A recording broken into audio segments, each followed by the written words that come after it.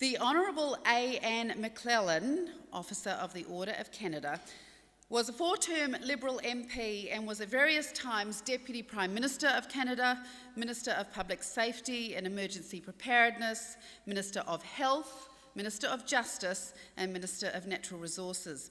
Last year she was appointed Head of the Task Force on Marijuana Legalization and Regulation, which has led to the kind of de jure reform Alison Ritter was talking about earlier. Those reforms, I understand, if I'm right, Anne, are currently making their way through Canada's Parliament. Please welcome the Honourable Anne McLellan. Thank you, everyone. It's a great pleasure to be here. This is my first time to visit New Zealand, and I must say I have had a very warm welcome, and I thank everyone for making me feel so much at home, and I hope after my presentation you're just as welcoming. Let me back up before I go to my slides and explain to people what the scene has been in Canada for the past 15 or 17 years. We are about to embark on a bold new world, is how I refer to it, in terms of legalization of cannabis in its many forms going forward. But I think it's also important to understand where we came from. And we have had legalized medicinal cannabis for the past 17 years in our country. In fact, Canada was one of the first, if not the first country, to introduce legal medicinal cannabis. And I happen to be Minister of Health at the cusp of that coming about. And we have learned a lot over the past 17 years in terms of cannabis and its medicinal use. And today we have 50 licensed producers in Canada. That number changes almost on a weekly basis now, but we have 50 licensed producers. They're private sector producers who are providing legal supply of cannabis to the medicinal market. The patient has a medical authorization from his or her physician. They contact the licensed producer.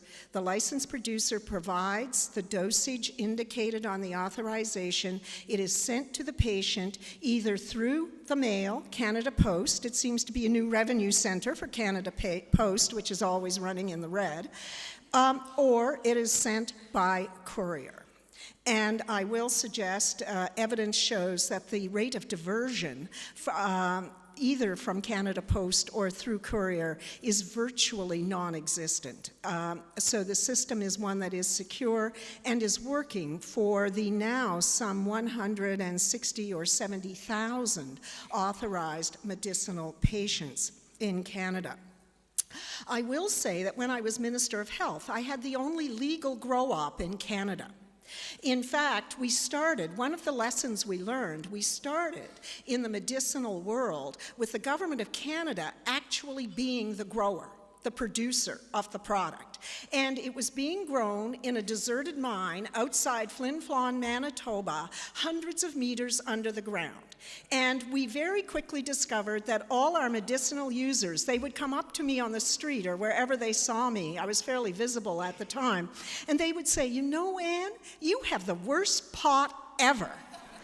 And in fact, I think they probably were right about that. It also told you that they had a comparator group, which they were getting from the illegal marketplace, which was a whole lot better than whatever we were supplying. But one of the lessons we learned from that was that the government actually shouldn't be in the business of growing cannabis for medicinal or any other purpose, which is why we turned to the private sector with their innovation, with their risk-taking, with their development of strains and so on, and their ability to engage with those who have medical authorizations directly. So all of that by way of background in terms of the current context and where we find ourselves today.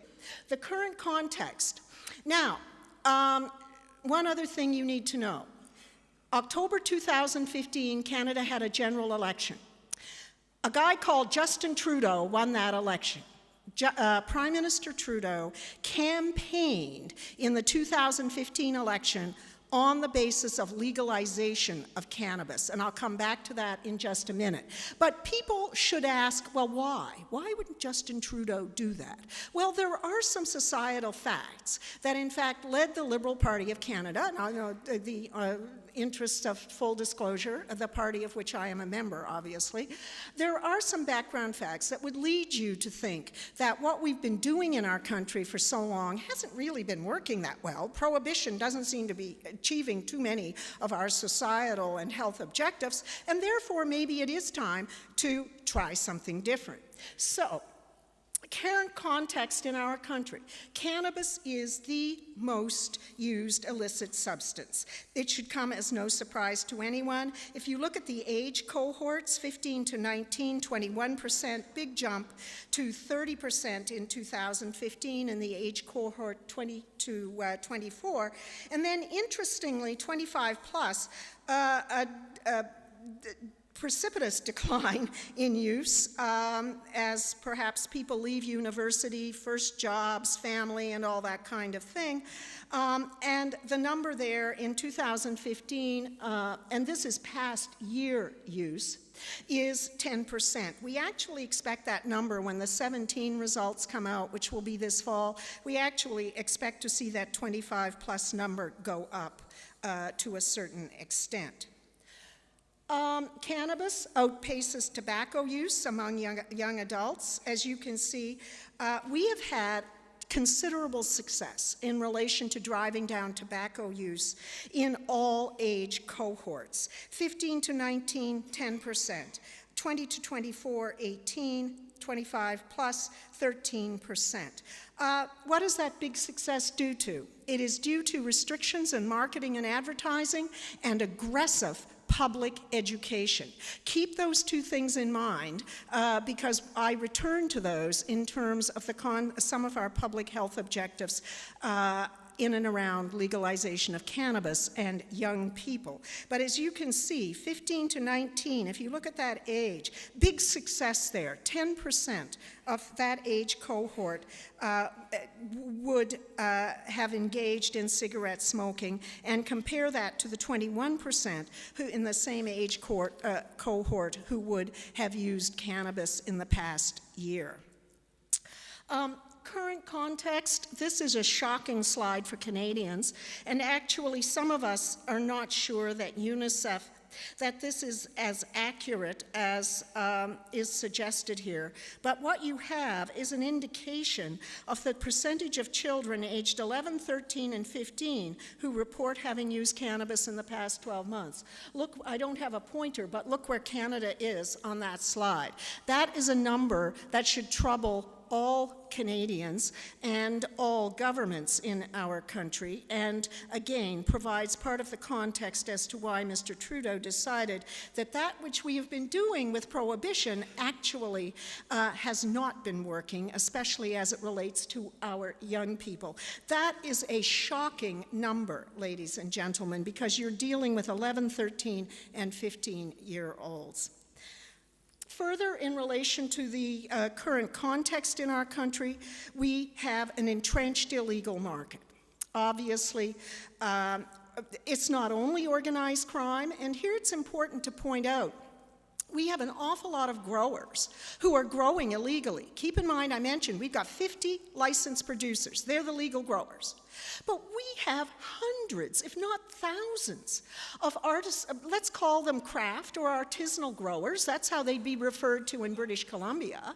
And they are growing product for their own use, for the use of their neighbors. They will take it to a market in the interior of British Columbia, a farmer's market on Saturday morning.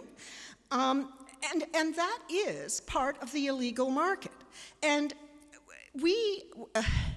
I think we need to differentiate between those growers, yes, they're illegal, and those who are growing for the Hells Angels, those who are growing for the Russian triads, those who are growing for other organized criminal entities. But there's no question organized crime is entrenched, as it is in most countries, in the illicit drug trade. It's hard to identify, and there's a very aggressive debate in Canada around how much actual organized crime activity is involved in cannabis, but it is substantial. Some have estimated the illegal cannabis market in Canada to be approximately $7 billion a year. Clearly, we have public health and safety concerns. We are concerned about those numbers where you see young people using early and, in too many cases, becoming heavy users at that early age. And we know that that can, in fact, have permanent effects on the developing brain. So early usage and heavy usage are not desired outcomes by any means. Because we know our usage rates are high, and that there is a substantial illegal market producing product, there's no control over product safety, right? There's no nice labeling on the stuff you buy from the dealer on the corner street outside a local school. You don't know. No quality control in most cases, no information about potency, no information about fertilizers that might have been used or other substances to grow the product, and so on. So, no control over product in terms of the illegal market in our country, which is obviously the bulk of the market right now. We have issues with drug-impaired driving. Now, some people will, in my opinion, scare you and say, oh my gosh, if you legalize cannabis, think about what's going to happen on the roads. Ladies and gentlemen, I don't know what it's like here, but at home we have drug-impaired driving as a problem now. So let's not pretend it's not a problem now, and let's take the opportunity to figure out how much drug-impaired driving we have and what we can actually do to deal with it sensibly. Obviously, the situation we have now is a burden on our justice system. We have so many young people who are charged with simple possession, and they end up with a criminal record, which will then impact their ability to go to school in some cases, to get a job, to cross the border. And in our country, that's important. As you can imagine, 500,000 people go back and forth between Canada and the United States every day, and a lot of young people find it very hard to go to the United States after they have been found guilty of a simple possession charge. And also, at this point in our country, the laws around possession of cannabis are in a state of remarkable confusion. And there's variability in enforcement.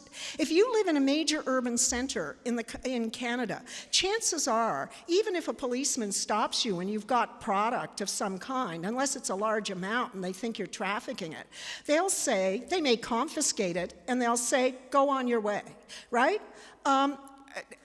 Because they've got bigger issues to deal with. Law enforcement is under stress everywhere, and they've got bigger issues. So, big city, you may not be charged.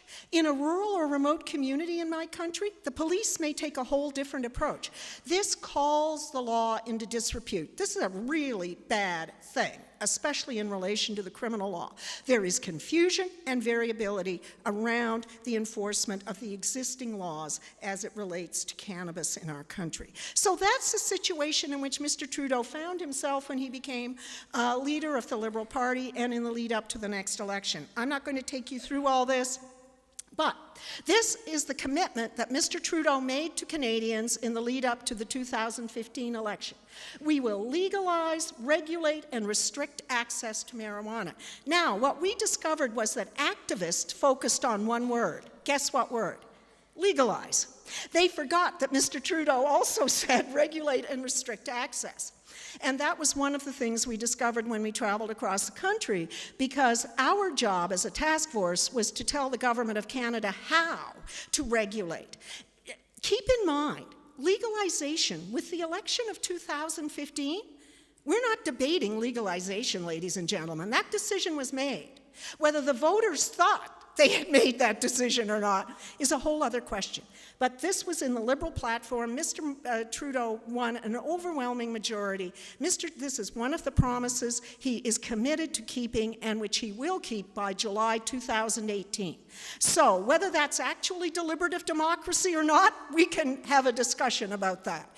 But in fact, that was the promise made, and this will be a promise kept. Legalize, regulate, and restrict. Our job as a task force was to tell the government how to regulate, not whether they should legalize. So these are the Government of Canada's objectives in relation to the new control framework for cannabis. We want to, not surprisingly, restrict youth access, protect young people from enticements to use cannabis. That is around the kinds of advertising, marketing, branding, sponsorship, those kinds of things. We are, and I'll say a little bit more about this in a few minutes, we are basically looking at plain packaging, very similar to the approach we take with tobacco in our country. We don't want promotion, we do not want overt commercialization or lifestyle advertising enticements for young people, such as we see all too often with alcohol, a failed public health regulatory regime, I might add, and we heard that over and over again from chief medical officers and other people dealing with health in our country. The government wants to provide a legal cannabis market capable of displacing illegal criminal elements. We're not naive about this. You're never going to displace organized crime entirely from this kind of area. They will always find a niche market. They will always find a new product to produce. It may be higher potency. It may be whatever that the legal market is not providing. We're not naive about this. My goal after 10 years would be to have 80% of organized crime out of the cannabis business. That is an incredibly ambitious target. We want to deter criminal activity by imposing serious criminal penalties. That is in relation to using youth to sell cannabis, trafficking in cannabis, cross-border movement of cannabis, and so on. We want to protect public health through strict product safety and quality control, reduce the burdens on the criminal system, and allow adults to possess and access regulated, quality-controlled cannabis. Lots of lessons to be learned here already. We were very open to lessons learned. You will hear from an American colleague in just a few minutes about their experiences around, among other things, legalization. But Canada, as you in New Zealand have, we have a broad and wealth of experience in relation to regulating other products, alcohol, tobacco, pharmaceuticals, and medicinal. And we have made mistakes, we have had surprises, but we have learned an awful lot. And we are going to put those lessons to work as we move through the creation of a regulatory regime for cannabis. Key takeaways from both those experiences and from other countries and states, I think are worthwhile noting. This is a complex multi-year initiative. We're going to go live next July sometime, 2018, in terms of providing legalized cannabis to the adult recreational user. But nobody should think that that's the beginning and the end. It is a beginning of sorts, but it will take, I should think, 5 to 10 years to develop a regulated retail market of whatever form it ultimately takes. And we are learning from our colleagues in states like Colorado and Washington, Oregon, and so on, in terms of how you establish that retail market. And I must say, they are more than willing to share both their successes and their failures so far. We need to be adaptable and flexible. Government sometimes overreacts and underreacts. What we're telling people and what we in the task force keep reiterating over and over again for people is, you know what? Mistakes will be made. There will be surprises. We can't over or underreact. We need to take the time to understand the surprise and deal with it in an intelligent but nimble and flexible way. Flexibility is going to be key here. We're doing something. Keep in mind, ladies and gentlemen, when was the last time you took a prohibited product and ended prohibition and created a fully regulated retail market around that product? It was alcohol. And that was over 100 years ago. And none of you were alive. And I wasn't either, in spite of how I might look. I was not alive either.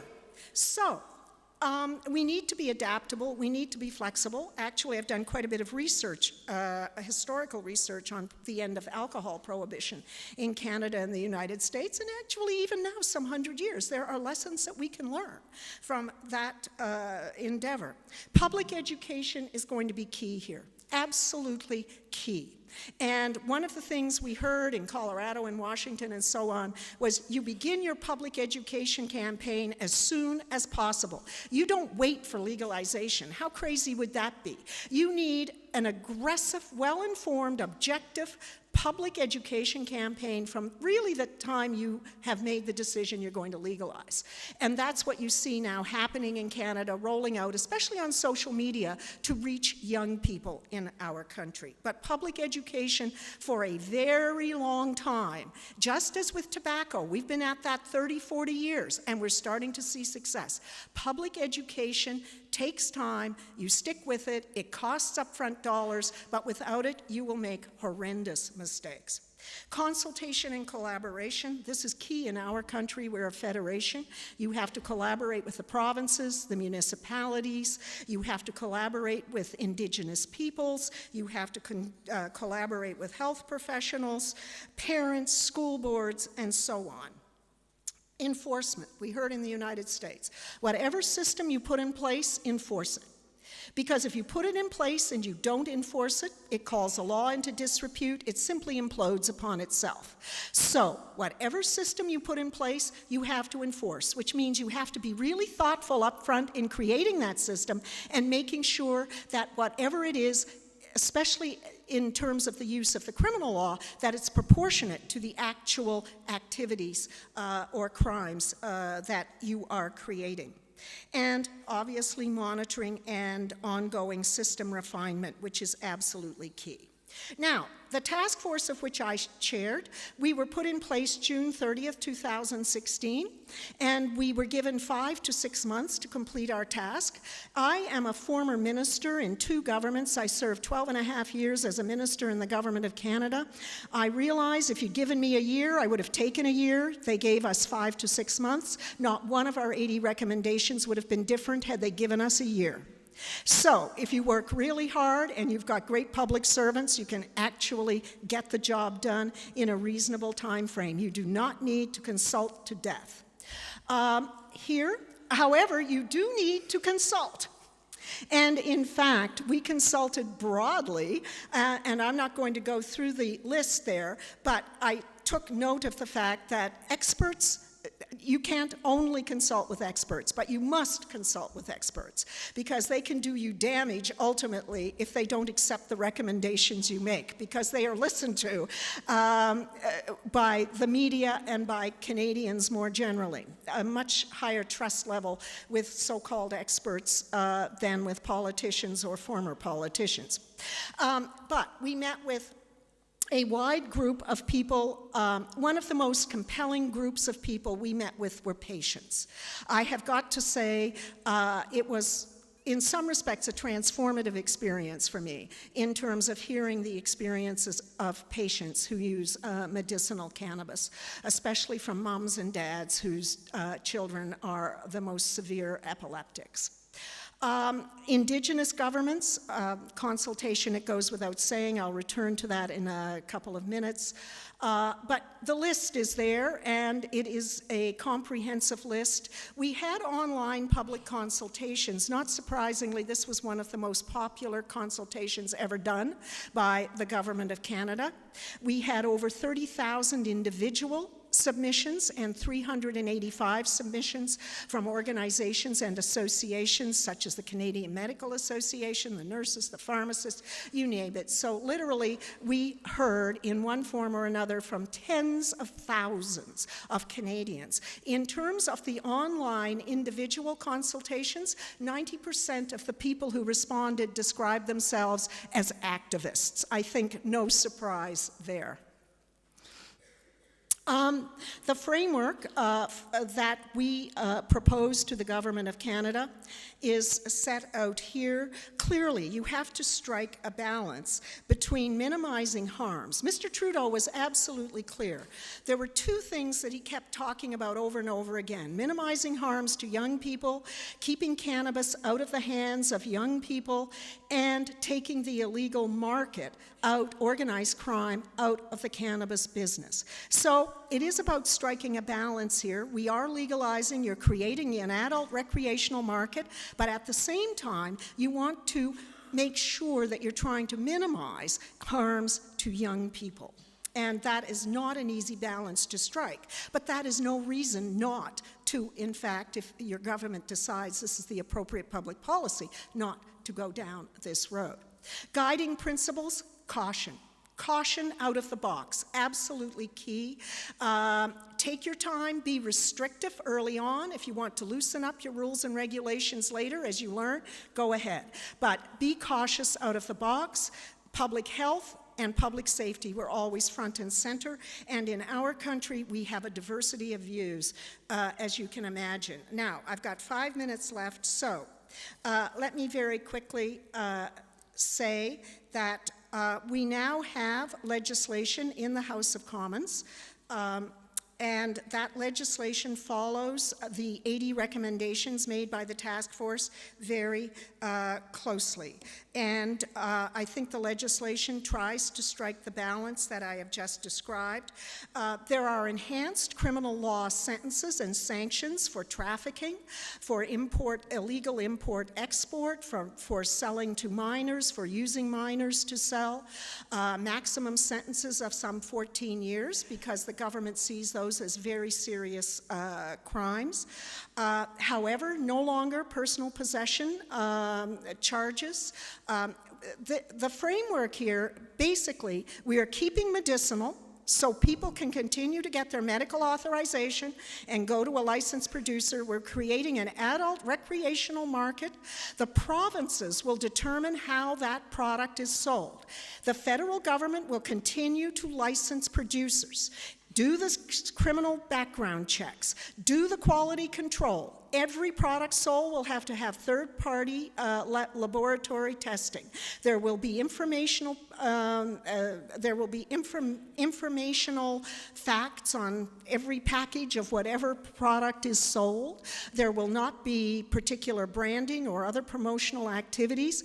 Retail. The provinces have jurisdiction over retail in our country, so the provinces will decide if they want their liquor commissions, Crown corporations to retail cannabis, or whether they want the private sector to retail cannabis. If I were going to guess, I would say our provincial governments don't want to be in the business of selling cannabis at retail. They will probably go the private sector route. And I don't have time to go into the host of recommendations we make around retail sale. But one thing we recommend clearly: no co-location of alcohol and cannabis for sale or for consumption. No co-location. Every public health officer worth their salt will tell you that.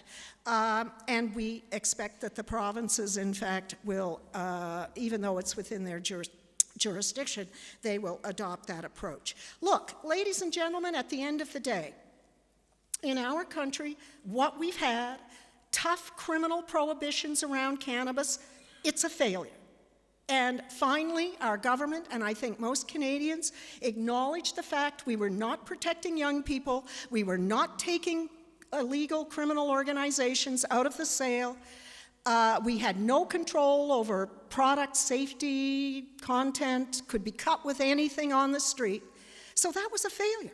And we had to think about what we could do that would be different. that would meet our objectives of public health and safety.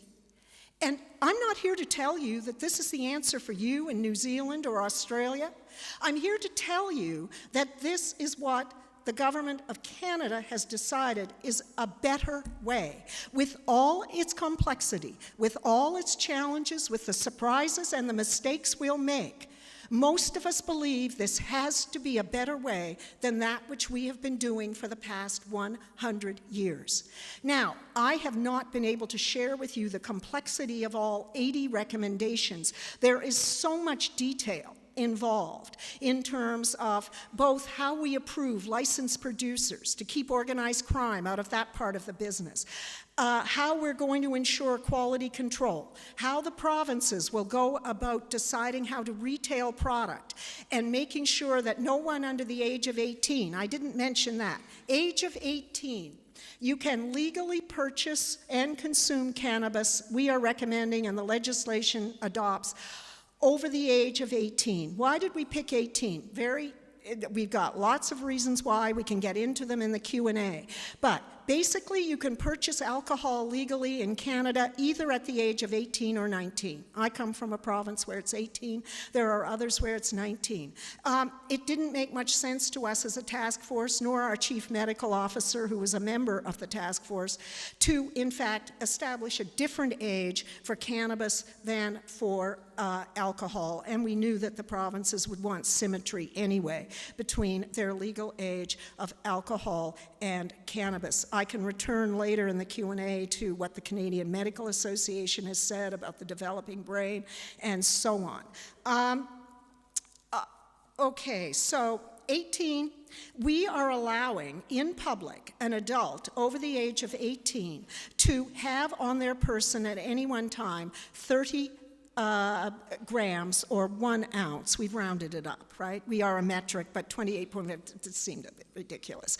So it's 1 ounce or 30 grams of product that you can buy at anyone's sale at retail, and you can have on your person in public. If stopped by the police, for example, if you have 30 grams or less, that is completely legal. That is in public.